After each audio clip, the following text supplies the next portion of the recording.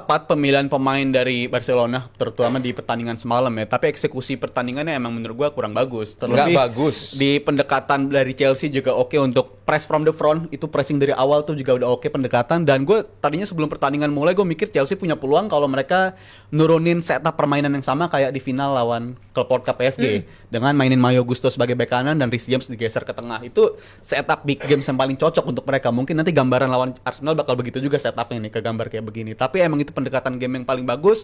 Dan kalau ngomongin Barcelona, gue rasa ini udah masalah yang sering kita lihat, dan mereka paling blunder musim ini adalah memulai musim tanpa mencari pengganti dari Inigo. Menurut gue itu kondisi yang blunder banget, yang mana Araujo sejak bersama Hansi Flick dia udah bukan tipe back yang sama lagi menurut gue, dan dia kerap kali melakukan error-error yang merugikan di game-game besar kayak contoh lawan PSG 2 musim lalu dan pertandingan kemarin lawan Chelsea. Dan juga Barcelona menurut gue kalau sampai nggak bergerak di Januari untuk dapetin center back yang sepadan untuk menggantikan Inigo, menurut gue ini bakal jadi musim yang panjang bagi Barcelona dan juga Hansi Flick khususnya di Liga Champions. Sebenarnya ada yang bisa diutilize. Apa tuh? Itu Siapa? Martin. Geser ke tengah kayak Waktu lawan Athletic Bilbao cukup bagus kemarin. Haha. Athletic Bilbao bukan tim jelek loh, tapi bisa clean sheet dengan defense line yang cukup rapi.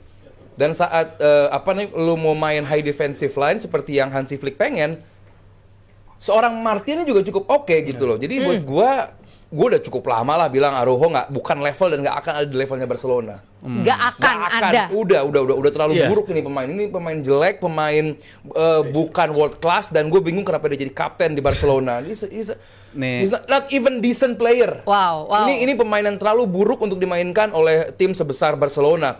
Dan apa yang dia lakukan di luar kartu merah, week in week out, hampir sering, beberapa pekan lalu yang bikin gol kalau nggak salah dia.